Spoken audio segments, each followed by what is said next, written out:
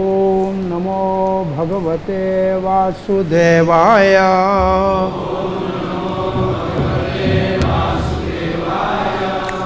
ओम नमो भगवते वासुदेवाय।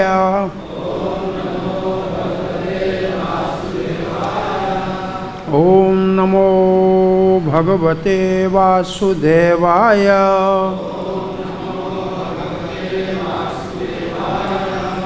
नारायणं नमस्कृत्यं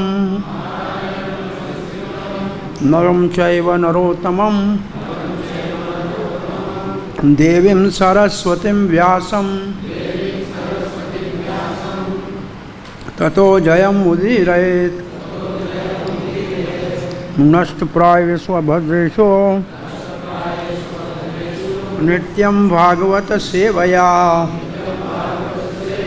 भगवती उत्तम श्लोके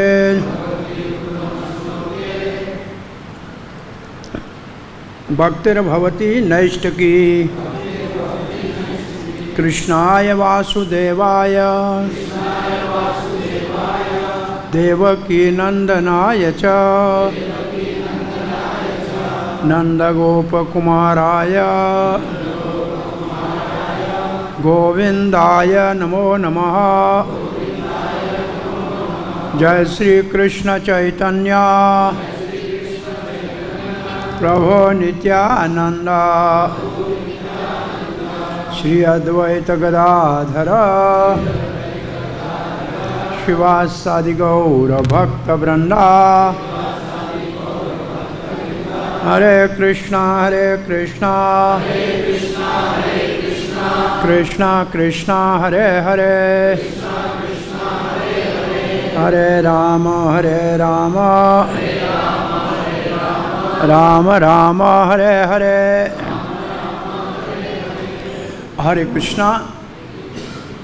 आप सब भाग्यशालियों का श्री कृष्ण बलराम मंदिर इस्कॉन वृंदावन में प्रातः भागवत के सत्संग में हार्दिक स्वागत है। श्रीमद् भागवत के 7वें स्कंद के 5वें अध्याय में भक्तराज प्रहलाद महाराज एक महाभागवत की शिक्षाओं के अंतर्गत जो नवदा भक्ति साधन भक्ति का बहुत सर्वश्रेष्ठ अंग है उसके ऊपर धारावाहिक 8-10 दिन से सत्संग चल रहा है। तो 9 अंगों को विस्तार से समझने का यहाँ एक अनुष्ठान किया गया है कि हर एक अंग के ऊपर चर्चा की जाए। तो एक बार इस श्लोक को पढ़ लेते हैं, फिर आज हम जो वंदना है इस एक अंग के ऊपर चर्चा करेंगे। तो श्लोक सब एक बार पाठ कर लेते हैं। श्री प्रहलाद वाचा श्रवणं कीर्तनं विष्णो स्मरणं पादसेवनम् अर्चनं वंदनं दास्यं सख्यमात्मनिवेदनम् इति पुंसार्पिता विष्णो भक्तैश्च नवलक्षणा क्रियते भगवतद्धा तन्मये अधितोत्तमम्। सो 9 भक्ति के अंग है वो तो सब जानते हैं, श्रवण कीर्तन सुमरण। इसमें जो शब्द विष्णु है वो सबके साथ लगेगा। एक तो ये बात इस श्लोक की मुख्य है, विष्णु श्रवणम विष्णु कीर्तनम विष्णु स्मरणम विष्णु पाद सेवनम विष्णु अर्चनम विष्णु वंदनम। तो विष्णु तो सबसे लगेगा। पहली तो एक बात इस श्लोक की मुख्य सबको दिमाग में बिठा देनी चाहिए कि ये 9 के 9 श्री कृष्ण से लगते हैं।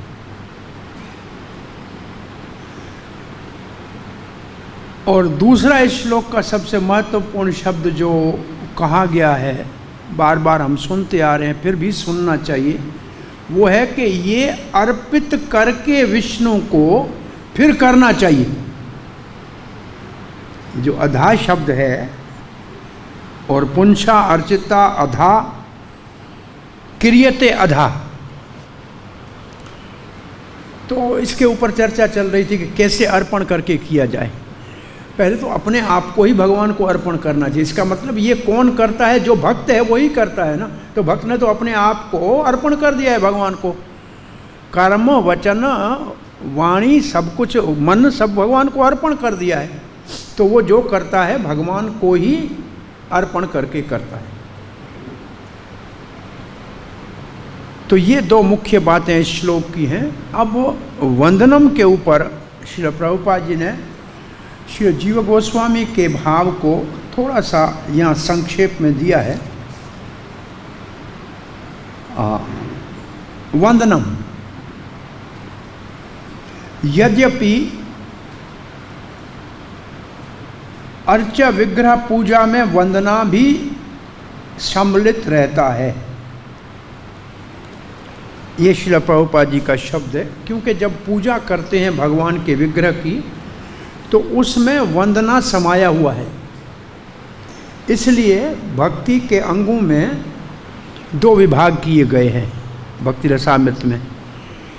एक अकेला एक अंग भक्ति का, और एक भक्ति जिसमें एक अंग में कई अंग मिले हुए हैं।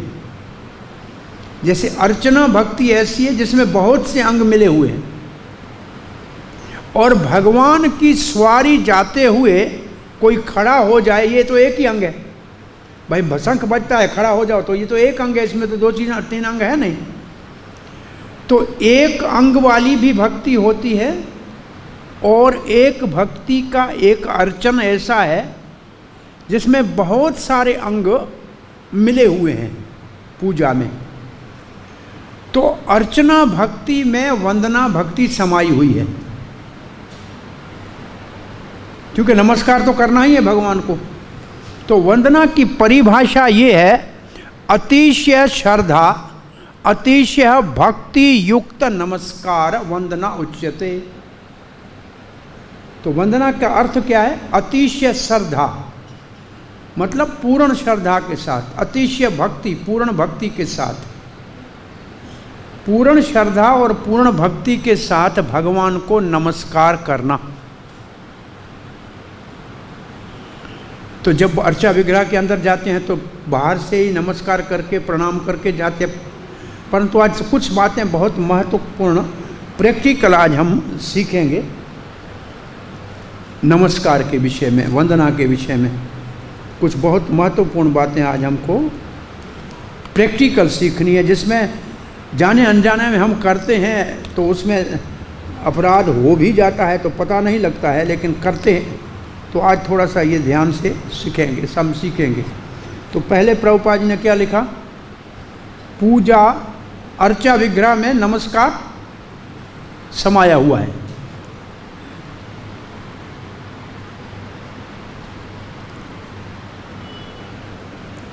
फिर वंदना को अलग क्यों कहा गया?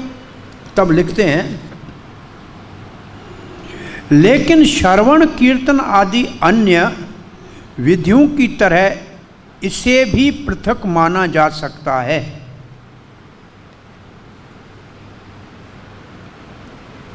उसके साथ होते हुए भी ये अलग है। उस अलग का भी एक कारण देते हैं। कुछ भक्त हम कितना भगवान का कीर्तन कर पाएंगे? नहीं कर सकते हैं। कितना भगवान अनंत श्रवण नहीं कर सकते हैं, परंतु नमस्कार तो सब कर सकते हैं ना। तो कुछ भक्त कहते हैं नमस्कार, और भगवान ने भगवत गीता में तो 4 जो मुख्य बातें बताई है उसमें एक नमस्कार बताया हुआ है। हाँ, मई मन मना मद भक्तो मध्याजी माम नमस्कुरु। तो जो नमस्कार है ये वंदना है। ये कथा शुरू करते हैं ओम नमो भगवते वासुदेवाय, कहते हैं ये वंदना है, क्योंकि नमस्कार करके ही काम शुरू कर रहे हैं, ये वंदना है। तो वंदना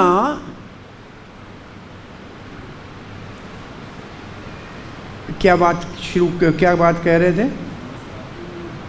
जो पहले का ओम नमो भगवते वासुदेवाय से पहले कौन सी बात कही?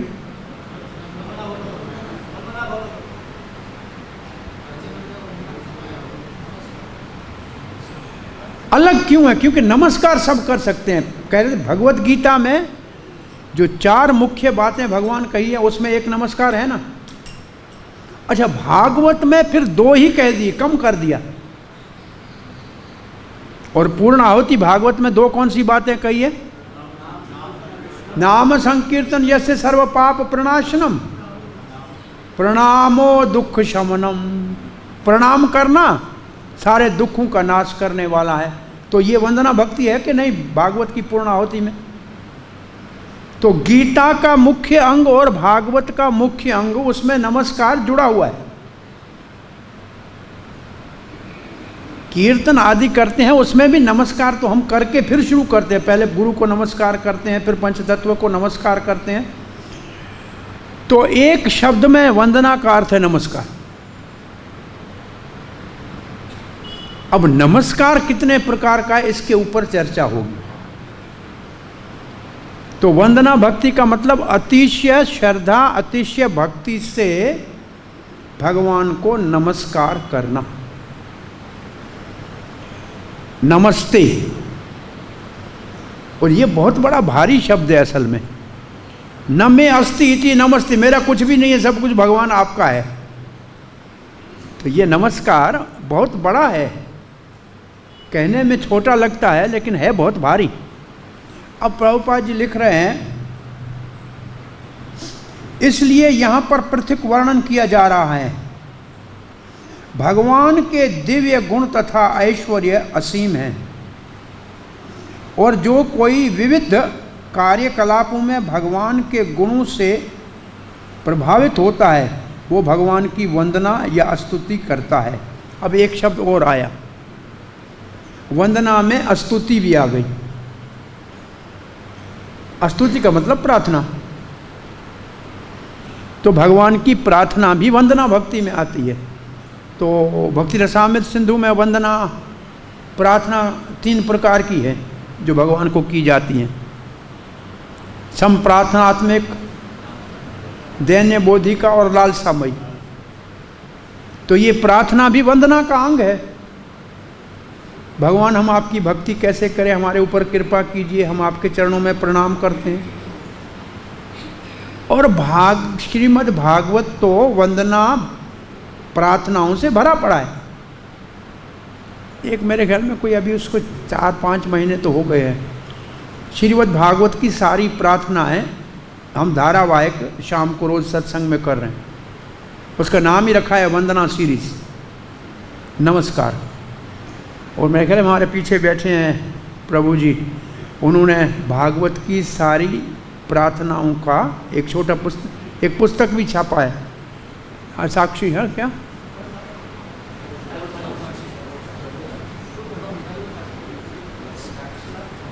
सर्वसाक्षी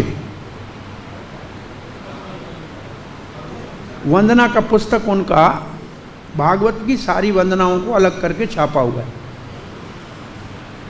तो प्रभुपाद जी लिखते हैं कि जब सुनते हैं गुण भगवान का तो मन करता है कि हम भी गाएं, परंतु गाने में समर्थ नहीं है, इसलिए बार बार नमस्कार करते हैं भगवान।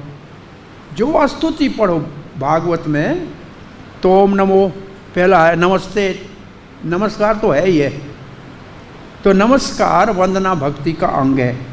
अब प्रभुपाद जी आगे लिखते हैं, इस तरह वो सफल बनता है।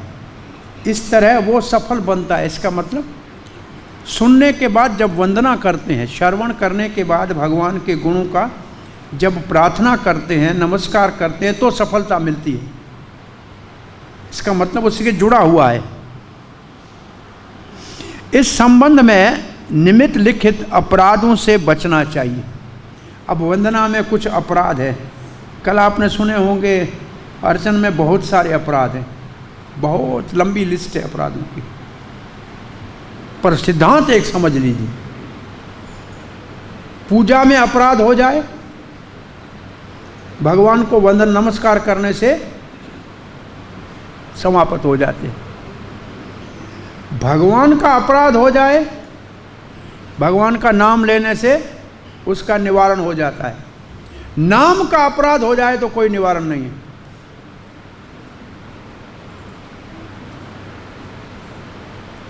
अर्चा के अपराध का निवारण भगवान को नमस्कार करने से, भगवान का अपराध भगवान के नाम लेने से चला जाएगा, परंतु नाम के प्रति अपराध का कोई भी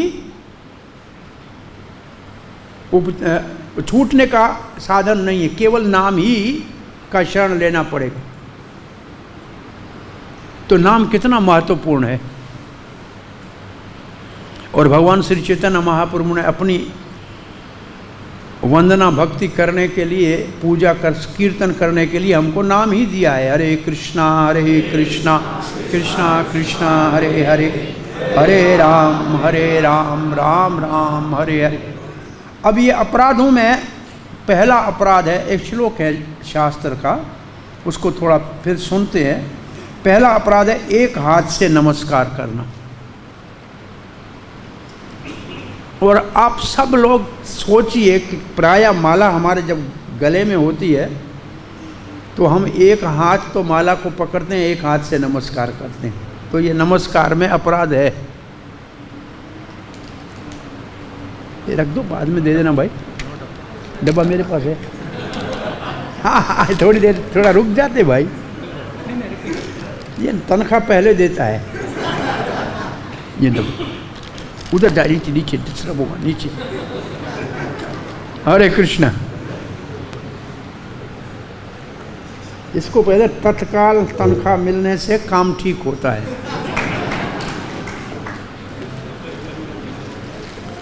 अरे ये वंदना भक्ति का सबसे बड़ा फल है, सफल। बाकी सब भक्ति आपने किए, सफलता एंड में मिलती है, वंदना में पहले मिलती है।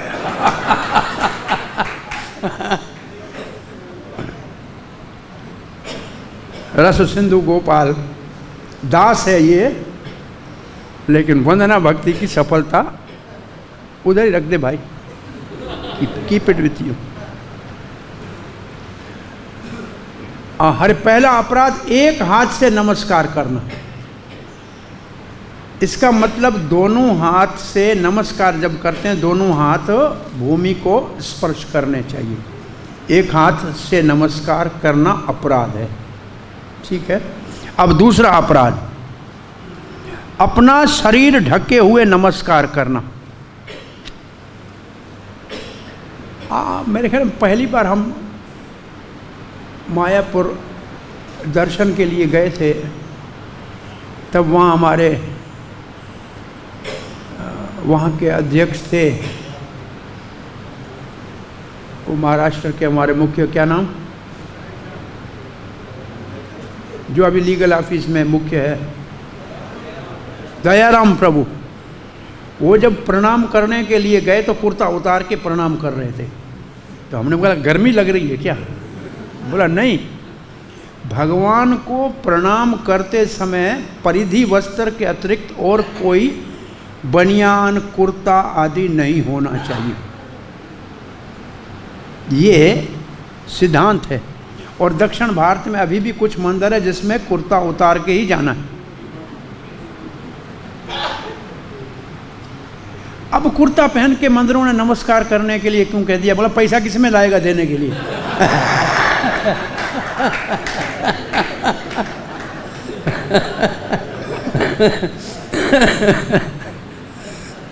हरे कृष्णा। तो प्रणाम करते समय ऊपर के अंग के ऊपर वस्त्र नहीं होना चाहिए। अब ये देखिए लिखा है भागवत में प्रभुपाद ने, ये अपराध रोज हमसे होता है कि नहीं होता है नमस्कार में? प्रभुपाद जी स्वयं कुर्ता पहन के प्रणाम करते थे, ये भी है। परंतु प्रणाम माताओं को नहीं, माताओं के ऊपर ये नहीं लागू है, लेकिन पुरुषों के लिए ऊपर मेरे ख्याल में बिना सिला हुआ कपड़ा, मुख्य बात है बिना सिला हुआ कपड़ा, सिला हुआ कपड़ा नहीं पहना होना चाहिए। चादर पहनी होगी तो चलेगा।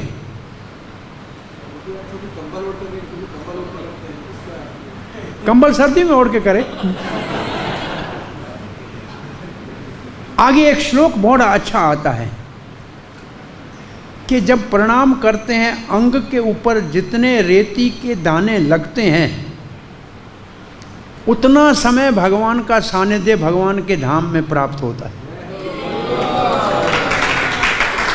ऐसे लोग क्या पढ़ेंगे।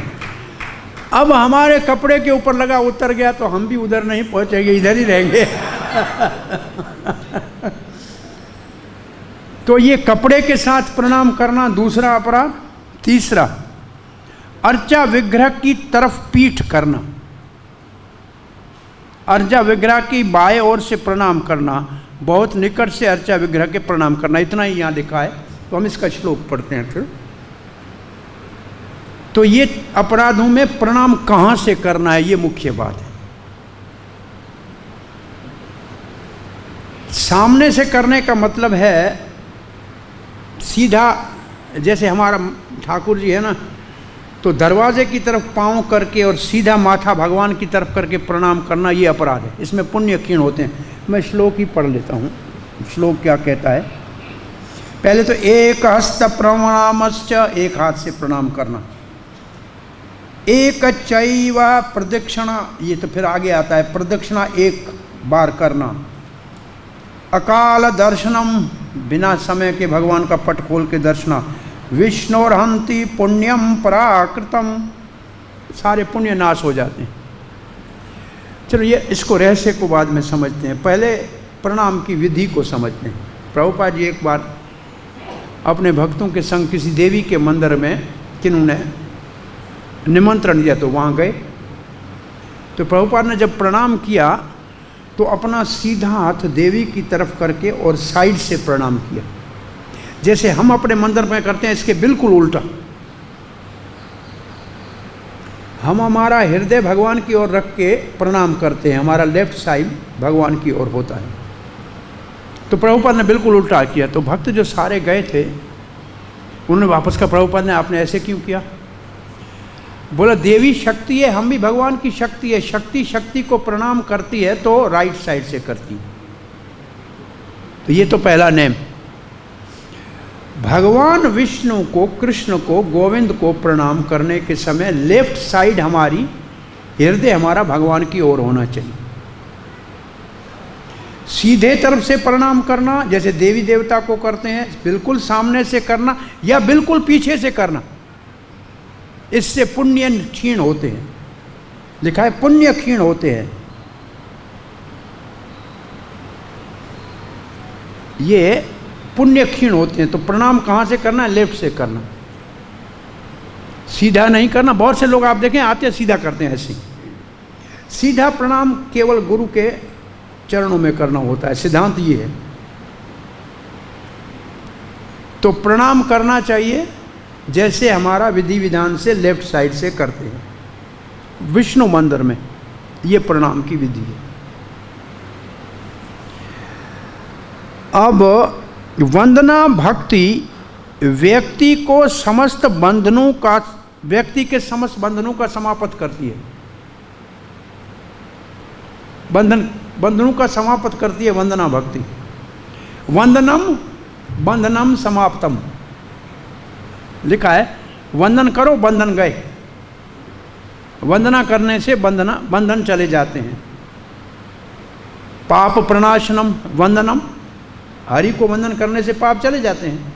तो बंधन पाप का है और क्या, चला जाएगा। और फिर लिखा है बंधन भक्ति से हरि का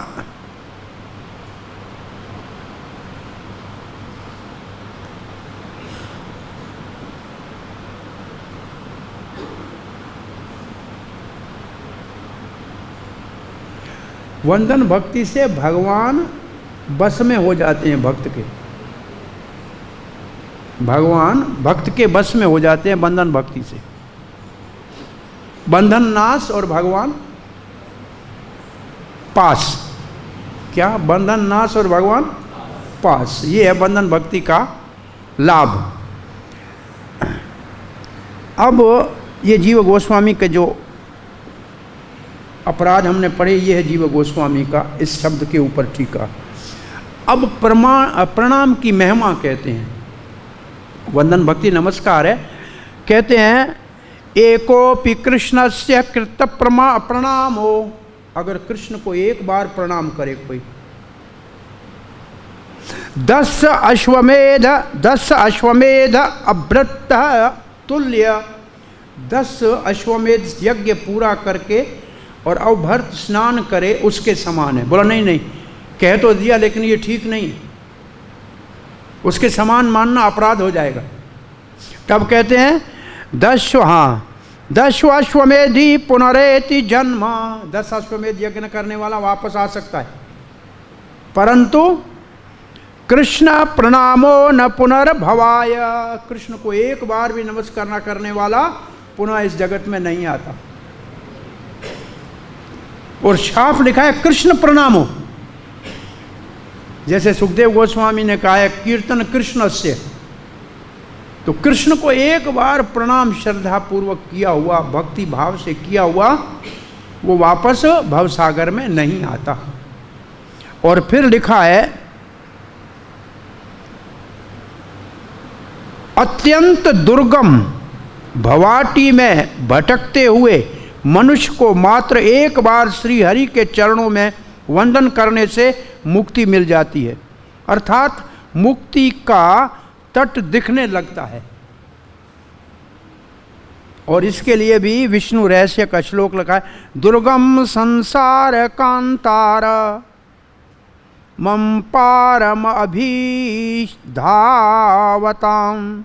एक कृष्णो नमस्कारो भक्तिरस्य दैशकः। संसार बहुत कठिन है, सब मुश्किल है, परंतु ये नमस्कार करना कौन सा कीर्तन करना मुश्किल है, बच्चा नहीं कर, नमस्कार तो छोटे बच्चों को देखते हैं दंडवत प्रणाम कर लेते हैं, तो नमस्कार सब लोग सरलता से कर सकते हैं। अब नमस्कार में ये जो कहते हैं एक हाथ से प्रणाम नहीं करना प्रदक्षिण है, अब कितनी परिक्रमा करनी चाहिए, नमस्कार के अंतर्गत परिक्रमा भी आती है, तो कहते हैं एक परिक्रमा होती है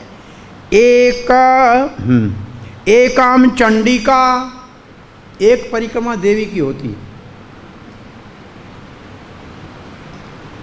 3 परिक्रमा, हाँ रवो सप्ताह, रवि की, सूर्य की 7 बार, सूर्य के सामने 7 बार घूमना है। तो पहले देवी की कितनी बार, सूर्य की, अच्छा जी, विनायकम त्रियसा, गणेश जी की 3 बार, और हमको कहते हैं केशवे दैता, हाँ केशवे दध्यात चत्रा, 4 बार, भगवान विष्णु की 4 बार,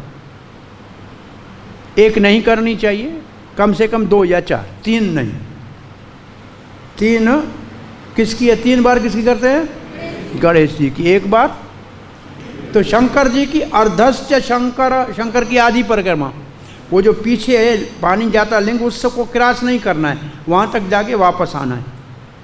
तो ये भी प्रैक्टिकल सीखना है हमारे को। तो भगवान की, अच्छा परिक्रमा कब करनी चाहिए ये भी लिखा है, भगवान शयन में है तो परिक्रमा नहीं करनी चाहिए, भगवान को भोग लग रहा है तो परिक्रमा नहीं करनी चाहिए।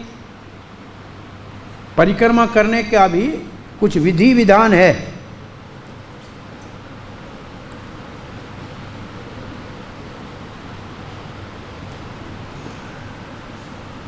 जिसने समस्त कल्याण करने वाले श्री विष्णु भगवान के चरण कमलों में एक बार भी प्रणाम नहीं किया है, अब निषेध कर रहे हैं कि जिसने नहीं किया है प्रणाम, उसका क्या होगा, उस व्यक्ति को मृतक तुल्य समझना चाहिए, वो मरा हुआ है। भगवान को प्रणाम नहीं हुआ किया है, वो मरा हुआ है, उससे कभी भी संभाषण नहीं करना चाहिए। जिसका सर भगवान के आगे लिखा है, जिसको बहुत सुंदर रेशमी पगड़ी पहनी हुई है और मुकुट पहना हुआ है, सर के आगे नहीं झुकता है, तो वो किसी काम का नहीं। तो प्रणाम का कितना महत्व है।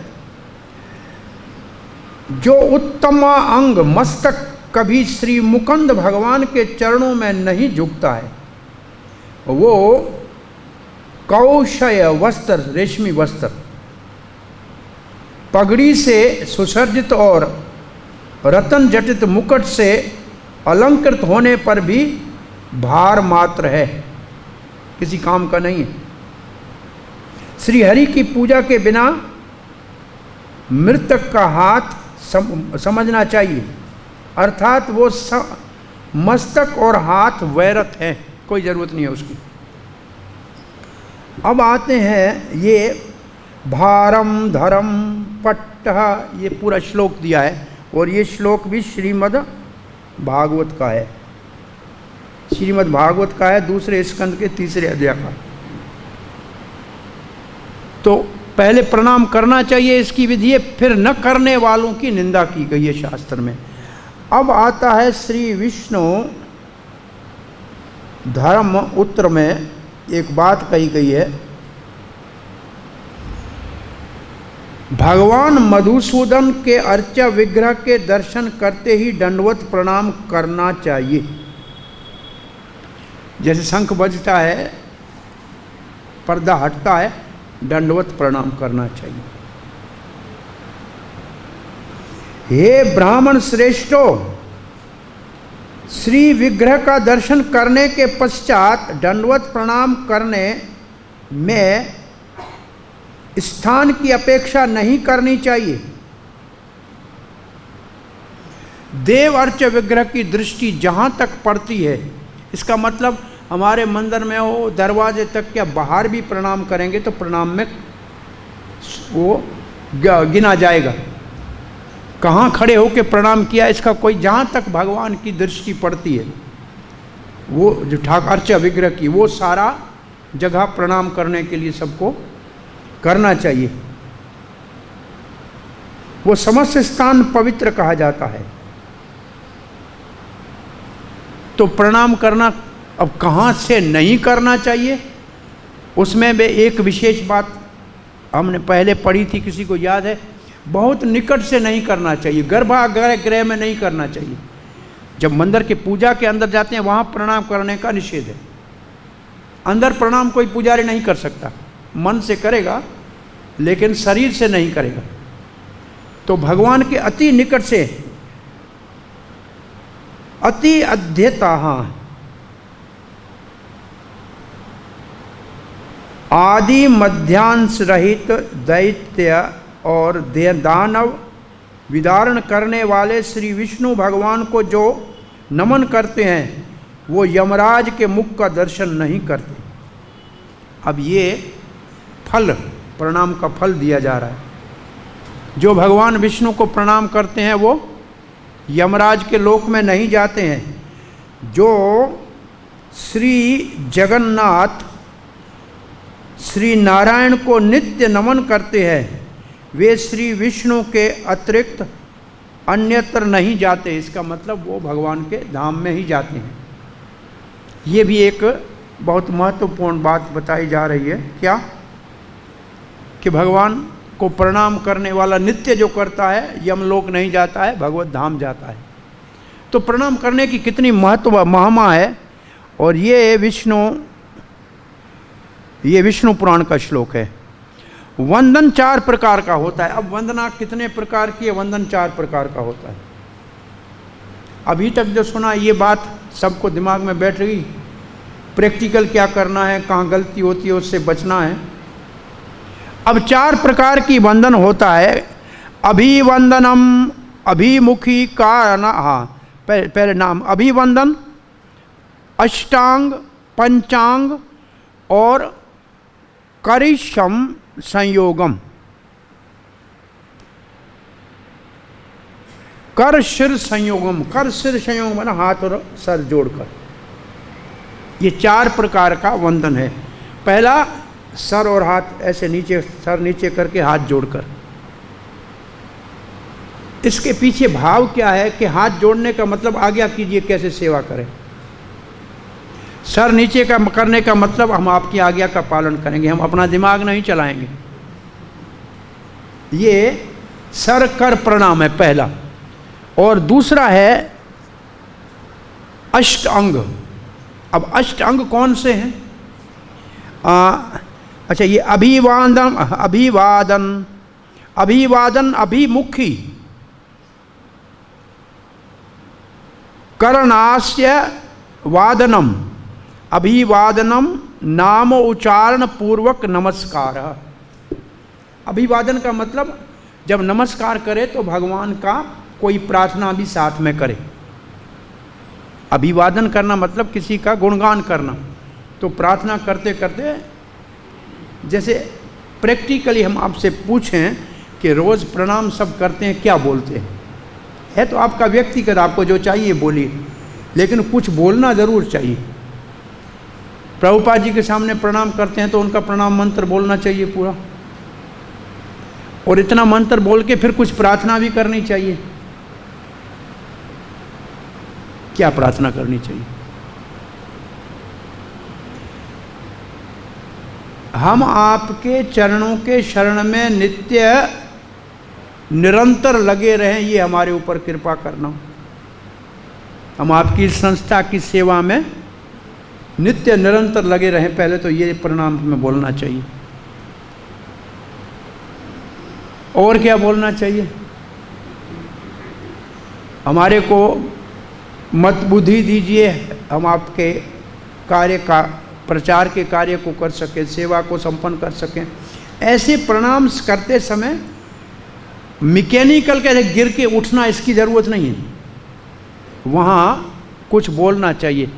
और गौर निताय को प्रणाम करते हैं तब वहाँ भी पहले प्रभुपाद बैठे हैं, फिर भक्ति सिद्धांत बैठे हैं, और फिर 6 गोस्वामी बैठे हैं, फिर 5 तत्व बैठे हैं। एक एक को देख के उसका नाम लेके प्रणाम करना चाहिए।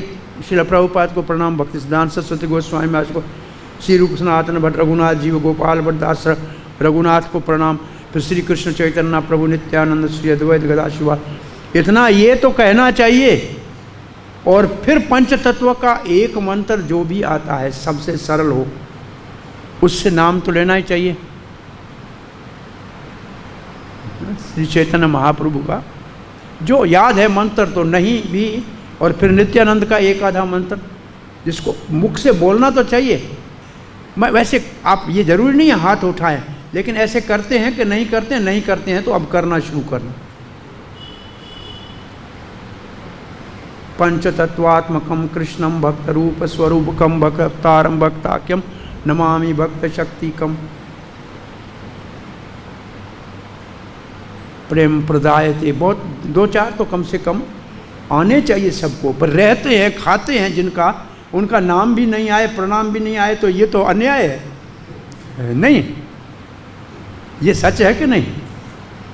जिस ठाकुर जी के चरणों में बैठे हैं, जीवन जिनको अर्पण करके बैठे हैं, जिनके दिए हुए पे रह रहे हैं, खा रहे हैं बंदा, तो रोज़ हाथ जोड़ के प्रणाम करना चाहिए। कृष्ण बलराम को भी प्रणाम, और तब पूरी नीचे परंपरा से शुरू करना चाहिए। प्रभुपाद, भक्ति सिद्धांत, और किशोर भक्ति विनोद, जगन्नाथ दास बाबा जी। फिर देखें नरसिंहदेव ऊपर बैठे, उसको देखने के बाद बलराम जी को प्रणाम करना चाहिए चरणों से ऊपर तक। फिर श्री कृष्ण को करना चाहिए। आज कैसा वेश है श्री कृष्ण बलराम का? ऊपर में जूड़ा बंधा हुआ है। हाँ, ये ध्यान, कपड़े कौन से पहने आज? ब्लू और येलो।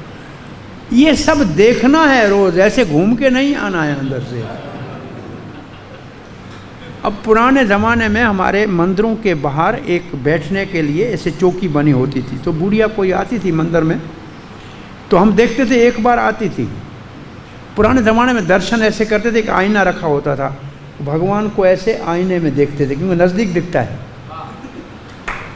ऐसे आईने में दिखते थे। और फिर वहाँ तिलक रखा होता था, तिलक लगाते थे। तो वो पुड़िया चली जाती थी, तो वापस थोड़ी देर के बाद बैठी आके। हमने बोला अभी तो मैया आई थी, फिर आई, प्रसाद चाहिए क्या? बोला नहीं, प्रसाद नहीं चाहिए। फिर क्यों आई? बोला भगवान ने क्या पहना है, भूल गई रंग। फिर दोबारा देखने आई हूँ कि आज भगवान ने क्या वस्त्र पहने। इसका अर्थ है कि दर्शन करने का अर्थ है कि वो हृदय में धारण करना है। जो दर्शन करे उसको हृदय में धारण करना है। अब कहते हैं क्या बात कह रहे थे? हाँ, अभिवंदन, अपना नाम। अच्छा, अभिवंदन की एक परिभाषा जो अब कह रहे हैं, अपना नाम गोत्र कह के भगवान मैं आपके चरणों में प्रणाम कर रहा हूँ। ये विशेष रूप से पूजा में कहते हैं ना, मैं सार्वभौमा दास कौन से गोत्र का हूँ अपना बोलना चाहिए। जैसे वैष्णव का गोत्र तो अच्युत गोत्र है, कोई गोत्र का पता नहीं है तो, सामान्य व्यक्ति के गोत्र का पता नहीं है तो कश्यप गोत्र, क्योंकि जो भी है कश्यप से उत्पन्न हुआ है। पता है तो ठीक है, नहीं है तो कश्यप गोत्र चलेगा। और आप भक्तों के लिए अच्युत गोत्र। मैं इस गोत्र का आज आपके चरणों में भगवान प्रणाम करने आया हूँ, आप अपनी कृपा कीजिए। इसको कहते हैं अभिवंदन प्रणाम, जिसमें अपनी परिचय करा के प्रणाम करना। इतना ही परिचय नहीं कराना चाहिए। हम प्रभुपाद जी लिखते थे कि मैं अभय चरणार भक्तिवेदांत स्वामी श्रील प्रभुपाद जो लिखते थे, पीछे शिष्य श्री भक्ति सिद्धांत सरस्वती गोस्वामी महाराज शिष्य पूरा नाम पीछे लिखते थे। तो ऐसे परिचय पूरा दे के प्रणाम करना, इसकी को अभिवंदन कहते हैं। और विशेष रूप से ये किसी खास दिन पे करना चाहिए, जैसे पूजा आदि अनुष्ठान है तो सामान्य इतना नहीं है, लेकिन ये अभिवंदन जो है अभिमुखी कारण, अभिवंदनम अभिमुखी कारणाय, हाँ, उसे अभिवादन कहते हैं। अभिवादन करने से आयु की वृद्धि होती है जो अभिवादनशील है। अब कहते हैं अभिवादन भगवान को करना चाहिए, लेकिन भगवान के साथ भगवान के भक्त भी है, उनको भी प्रणाम करना चाहिए। तो 4 चीज़ें लिखी हैं, जो आयु वृद्ध है, जो वय वृद्ध, जो आयु वृद्ध है, जो ज्ञान वृद्ध है, जिसमें अधिक भगवत भक्ति का ज्ञान है, और जिसके अंदर और अच्छे शील गुण हैं, उनको प्रणाम करने से 4 चीज़ें बढ़ती हैं। क्या 4 चीज़ें बढ़ती हैं? आयु, बल, यश और विद्या। भाई प्रणाम करोगे उसके बाद विद्या होगी तो विद्या देगा। तो ये लिखा है अभिवादनशीलस्य नित्य वृद्धोपसेवनम चत्वारि संप्रवदन्ते आयुर्विद्या यशो बलम। ये मनुस्मृति का श्लोक है। तो ये अभिवादन की है।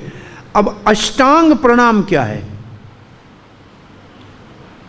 हम भी जब नहीं पढ़ा था तब सही नहीं समझ रहे थे। अष्टांग प्रणाम का मतलब 8 अंग से प्रणाम करना चाहिए। लिखा है पादभ्याम करभ्याम। पादभ्याम का मतलब चरण, करभ्याम का हाथ। तो ये 4 नहीं हो गए, 2 हो गए। 2 हाथ 2 पांव, ये हुए 2 अंग। और फिर लिखा है जानोभ्याम, घुटने, ये हो गए 3। उर्सा और छाती, ये हो गए 4। अच्छा जी,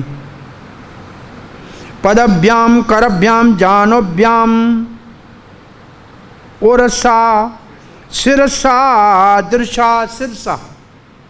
सिरसा हो गया 5वां, है ना, माथा। अब दृशा, दृष्टि, दृशा का मतलब दृष्टि, ये कितना हो गया? 6। और फिर है वचसा, वाणी। और 8वां है मनसा चैव। अभी दृश्या हमारे को नहीं समझ में आता था पहले हम वाणी और मन कहते थे। अब कितने हो गए? 8 अंग में क्या हुए फिर याद करो एक बार। चरण, हाथ, घुटने, छाती, माथा, ये 5 तो हो गए अंग। और 3 है सूक्ष्म, वाणी, मन और दृष्टि। मन, वाणी और दृष्टि, ये 8 अंग प्रणाम हो गया। मुझको तो नहीं, एक आधा दृष्टि हमको याद नहीं था। आपको ये 8 अंग सबको अच्छी तरह से आते थे।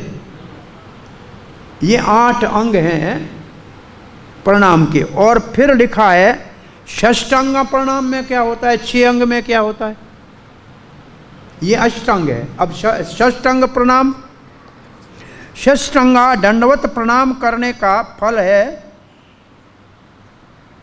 भूमिष्ठ होकर जो सुधी श्री भगवान को साष्टांग प्रणाम करते हैं, उनके 1000 जन्मों के पाप स्वयमेव नष्ट हो जाते हैं और वो श्री वैकुंठ धाम की प्राप्ति करता है। तो षष्टांग प्रणाम करने वाला, अष्टांग प्रणाम करने वाला सारे पापों को नाश कर भगवत धाम जाता है। भूमो निपत्यश्च, ये सारे श्लोक लिखे हैं, अब श्लोक पढ़ने जितना समय नहीं है।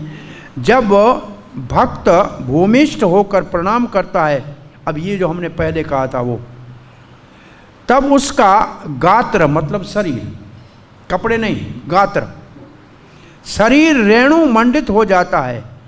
उस साष्टांग प्रणाम करने वाले के शरीर में धूल के जितने कण होते हैं उतने सहस्र वर्षों तक वो श्री भगवान विष्णु के लोक में निवास करता है।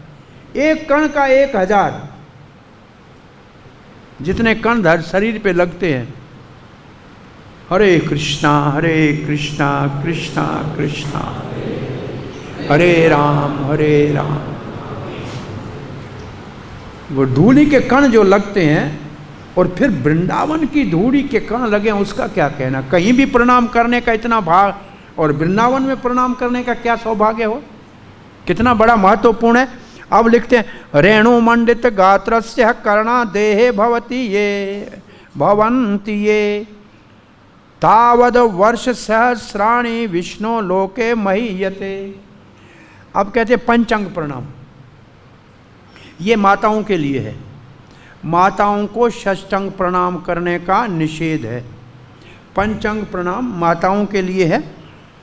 और पंचांग प्रणाम में कौन से अंग लगते हैं? बाहुभ्याम चैव जानुभ्याम शिरसा वत्सा दर्शा।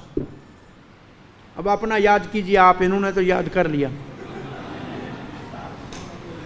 बाहुभ्या जानुभ्या, घुटने और हाथ और माथा, बाकी 2 और क्या हो गए?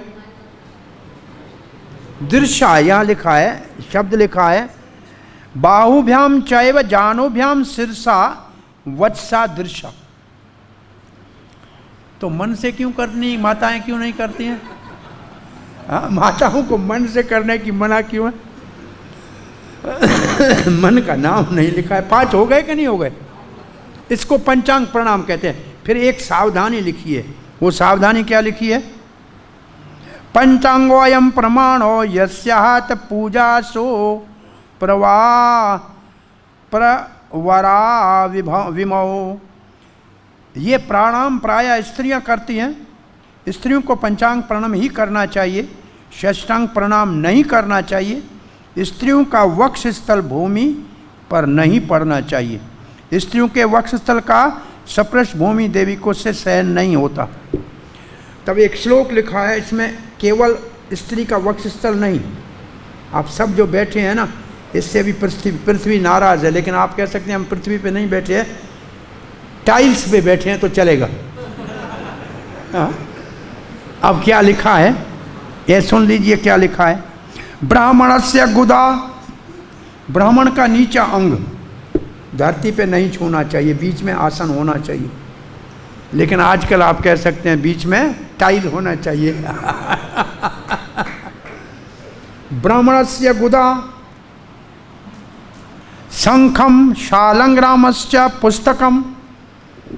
और फिर शंख भगवान को जो वो नीचे नहीं रखना चाहिए, देखा ऊपर होता है ना। और शालंग्राम अथवा, और फिर क्या लिखा है? पुस्तकम, ये पुस्तक नीचे नहीं रखने चाहिए। हमारी माला जपने वाली नीचे नहीं रखनी चाहिए। अब एक चीज़ और बात ही है, पुस्तकम सर्वम सहसा न सहसे तरुणी कुंच मंडलम। और स्त्री का वक्ष स्थल, तो कितनी चीज़ें धरती पे नहीं लगनी चाहिए बिना आसन के? नीचे बिना आसन के नहीं बैठना चाहिए। कोई भगवान की पूजा की वस्तु माला से लेकर और पुस्तक तक धरती पे सीधा नहीं रखना चाहिए। कोई आसन, कोई चीज़ होनी चाहिए।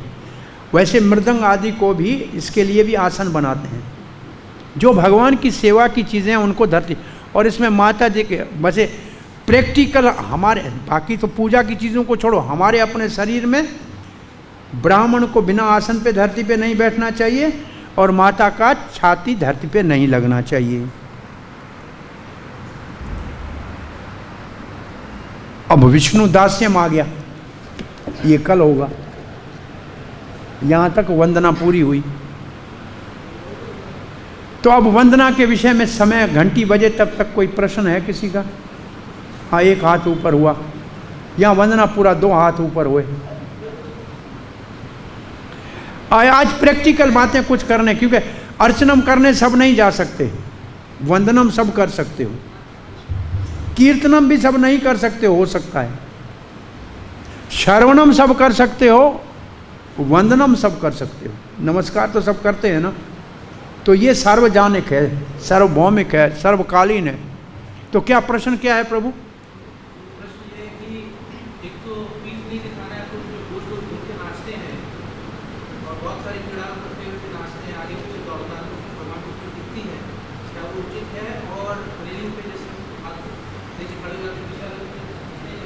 क्या वो नाचते हैं तो क्या है उचित है? और फिर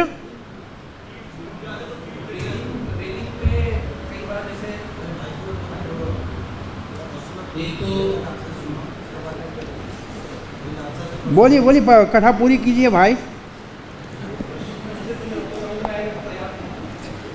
क्या क्या बोलिए बोलिए, पूरा नहीं हुआ।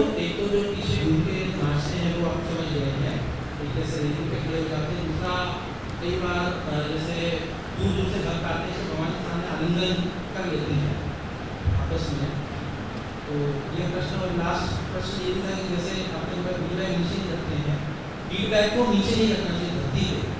कई बार ऐसा गोविंदा रेस्टोरेंट के टेबल पे क्या बोला? गोविंदा रेस्टोरेंट के टेबल पे फीडबैक रखते थे, टेबल पे नहीं है, गोविंदा रेस्टोरेंट के टेबल पे फीडबैक रख देते। कुर्सी के पीछे टांग लेनी चाहिए, टेबल से कुर्सी ठीक है। टेबल जूठा हो जाता है, जिसके ऊपर खाते हैं वो जूठा है। कोई बात नहीं, भगवान के सामने नाचना तो भक्ति रसामृत सिंधु में नृत्य के नाम से भक्ति का एक अंग है। ये तो 64 अंगों में एक अंग है कि भगवान के सामने नृत्य करना ही चाहिए। और एक प्रभुपाद जी का पुस्तक, प्रभुपाद जी की महिमा में उनके एक शिष्य अच्युतानंद स्वामी ने लिखा था, ब्लेजिंग साधु। बोला साधु अगर नाचता नहीं है तो साधु ही नहीं है। जब 70 साल में प्रभुपाद जी नृत्य कर रहे थे, पहले प्रभुपाद जी ने वो योगी स्टेप सिखाए। एक दिन प्रभुपाद जी भक्ति सिद्धांत सरस्वती का शायद आविर्भाव था, वो ऊपर नीचे ऐसे कूदे। उस दिन पूरे इस्कान में सब जगह फोन और चिट्ठियां होने लगी, स्वामी ने नया डांस शुरू किया। और वो इतना लंबा कीर्तन चला कि जब प्रणाम मंत्र कहते हैं अंत में, जो क्या कहते हैं उसको, ध्वनि, कौन सी ध्वनि? प्रेम ध्वनि के सामने सबके आंखों में आंसू थे, सब रो रहे थे, इतना आनंद हुआ। तो नृत्य तो भगवान के सामने करना ही चाहिए, क्योंकि ये भक्ति का एक अंग है। एक दूसरे को आलिंगन नहीं करना चाहिए भगवान के सामने, किसी और की प्रशंसा भी नहीं करनी चाहिए, ये अपराध में आता है। इसका मतलब है कि भगवान के प्रति आपका भाव नहीं है, दूसरे व्यक्ति के प्रति ज़्यादा भाव हो गया, तो इसलिए ये नहीं करना चाहिए। और तीसरा आपका प्रश्न क्या था? गोविंदा में खाने ही जाना चाहिए, हमको नहीं, माला वाला नहीं जाए तो अच्छा है। भाई ये तो सबके लिए है ना, हमारे लिए यहाँ प्रसाद है भगवान का, लेकिन धंधा तो करना है, इसलिए कुर्सी में लटका देना माला। हाँ जी, माता जी को मन से भी कर सकती हैं, फिर उस षष्टांग हो जाएगा 5 के बजाय। मन से कर ले, मन से मन लगा सकेंगे माता जी का मन।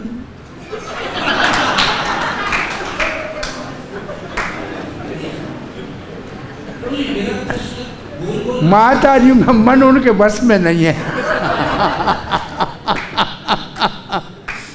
ये सत्य नहीं है, लेकिन बात कर रहे हैं। हाँ है, बस में है क्या? एक और प्रश्न यहाँ से, क्या आपका क्या प्रश्न है? भाई गोल घूमे या सीधा घूमे, कुछ भी करें, गोल प्रणाम में आएगा। और कोई पागल की तरह नाचे, उसके ऊपर भगवान बहुत प्रसन्न होते हैं। जो इसको पता ही ना हो कि मैं क्या कर रहा हूँ, वो भगवान कहते हैं ये सही है। कम से कम आधा घंटा तो परेशान नहीं हो रहा करेगा कोई किसी को, यहीं घूमता रहे तो अच्छा है।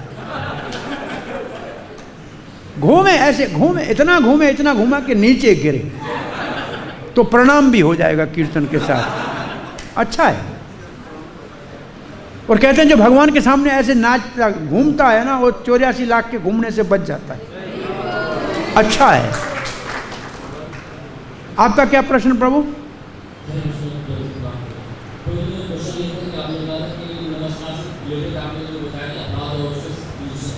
क्या आपने नमस्कार से लेके उसमें अपराध और फिर बताया,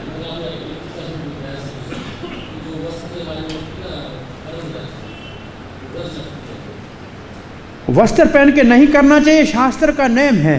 कि तो कुछ ऐसे शास्त्र के नियम है, जैसे वृंदावन में बिना भूतेश्वर के आज्ञा लेके नहीं आना चाहिए, लेकिन हम तो सीधे छत्तीसगढ़ से आते हैं।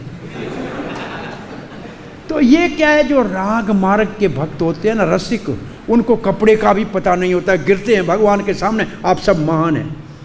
हाँ ठीक है, इसमें क्या है? ऐसे लिखा है कि अगर पता ही नहीं है कि कपड़ा पहना है कि नहीं पहना है, गिर गए तो भगवान प्रसन्न हो जाएंगे कि इस बेचारे को पता ही नहीं है। ये तो अति रसिक भक्त ऐसे करते हैं। ऐसे जगन्नाथ जी का कहते, पहले जगन्नाथ को दर्शन करने के बिना सीधे चैतन्य महाप्रभु के दर्शन के लिए भक्त जाते थे, तो ये उनका भाव था। तो ऐसे भाव में कोई बात नहीं है, परंतु एक बात कि क्यों नहीं कपड़े हम उतार के करते हैं, इसका कारण ये है कि समाज में बहुत से लोग खड़े होते हैं, स्त्रियां ये वो, इसलिए अच्छा नहीं लगता है, सभ्य नहीं है। इसका अर्थ ये है कि जब हम अकेले हैं, अपना मंदिर है घर का, तब प्रणाम उसी नेम से करना चाहिए, या भक्तों के संग में है तो ऐसे कर सकते हैं, लेकिन सबके सामने ऐसा वस्त्र उतार के करना उचित नहीं लगता है। एक सामाजिक कारण लगता है, और कोई कारण इसका नहीं लगता है। वैसे मैंने देखा था पहली बार, वो प्रभु जी कुर्ता उतार के कर रहे थे, हमको दिखाने गए थे, दर्शन कराने गए थे, तो एकदम कुर्ता उतारें, क्योंकि वो मंदिर के नेम वो जानते थे कि ये साहिब इसने बड़े मंदिर का अध्यक्ष है, इसको ही पता नहीं है कि बिना कुर्ते के करना चाहिए प्रणाम, तो दूसरों को क्या सिखाएगा। तो वो बड़ा, जितने मंदिरों में हमको ले गए, कुर्ता उतार के प्रणाम किया। माता जी का एक प्रश्न था, क्या माता जी एक दो? हाँ जी,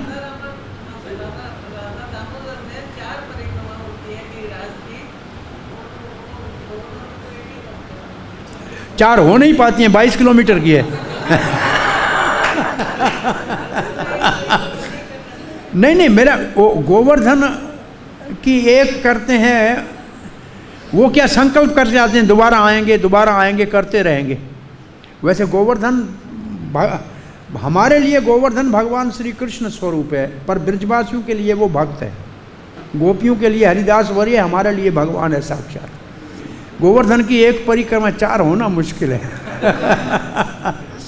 यहाँ 4 करते हैं, वहाँ 1 करते हैं, फिर संकल्प करके आते हैं, फिर आएंगे। वो एक दिन की नहीं है बात। प्रश्न हो, ये भी अच्छा है। हमारे भुवनेश्वर जी कोई जाता था ना गोवर्धन परिक्रमा करने, उनसे पूछता था ऊपर कृष्ण को देखा, बांसुरी बजा रहा था, ये पूछता था। वो कहता नहीं, बल्कि कहा क्यों गए थे, जब भगवान ही नहीं देखा तो गए क्यों। हाँ जी माता जी, चैतन्य चरितमृत में लिखा है कि जो सिले हुए वस्त्र पहनकर आल्टर में जाएगा तो उसके 7 जन्म के लिए कोड हो जाता है। और जो सिले हुए कपड़े लेके अल्टर में जाएगा, अंदर जाएगा भगवान के, उसके शरीर में कोड हो जाएगा। परंतु देखिए आप राधा रमन मंदिर में जो गोस्वामी है पूरे वस्त्र पहन के पूजा करते हैं, उनके तो कुर्ता ऊपर पहना होता है, और वहाँ हम देखते हैं द्वारका में उसकी बगल बंडी पहन के करते हैं। अब वो कट्टर नेम तो शास्त्र के ये है कि वस्त्र कोई सिला हुआ पहन के अंदर नहीं जाना चाहिए, भगवान के अंदर सिला हुआ वस्त्र पहन के नहीं जाना चाहिए। वेद शास्त्र में वर्णित नारी के लिए साड़ी और पुरुष के लिए धोती वस्त्र है, जिसके अंदर कोई टांका नहीं लगता, कोई स्टिच नहीं होता। ये 2 वस्त्र जो है, ये हमारी संस्कृति के त्याग और वैराग की शिक्षा के वस्त्र हैं। क्यों ना साड़ी में जेब होता है, ना धोती में जेब होता है, तो कटा क्या करेंगे। तो भगवान के लिए ऐसा ही वस्त्र पहनना चाहिए। अब आपके प्रसाद का समय हो गया है। वंदना भक्ति में प्रसाद भी आता है, महाप्रसादे गोविंदे बोलना पड़ता है ना। तो अब कुछ प्रैक्टिकल बातें समझने की, मैंने देखा कुछ प्रैक्टिकल बहुत थे इसमें वंदना भक्ति में। बहुत बहुत धन्यवाद। श्रील प्रभुपाद की जय, गौर भक्तवृंद की जय, ताई गौर प्रेमानंदे। आप लोग कुछ कहना था क्या महाराज? आप कुछ कह रहे थे, आपका कुछ था क्या? बोलिए बोलिए, कोई बात नहीं, जाते जाते सुन लेंगे।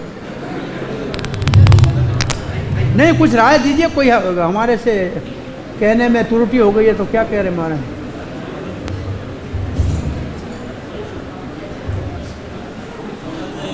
हाँ जी, हरे कृष्णा।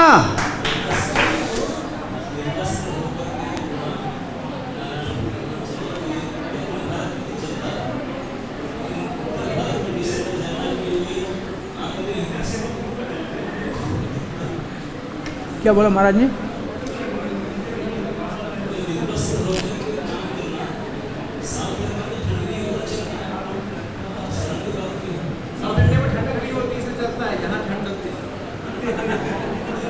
हाँ, वहाँ ठंडा है इसलिए वहाँ जरूरी नहीं है कपड़ा पहनना, वो वैसे ही नहीं पहनते हैं।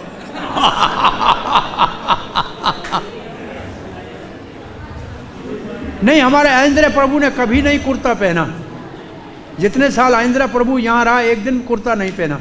ऊपर कुछ भी ओढ़ते थे, सिला हुआ कपड़ा नहीं पहना उन्होंने, न बाहर पहना न अंदर पहना।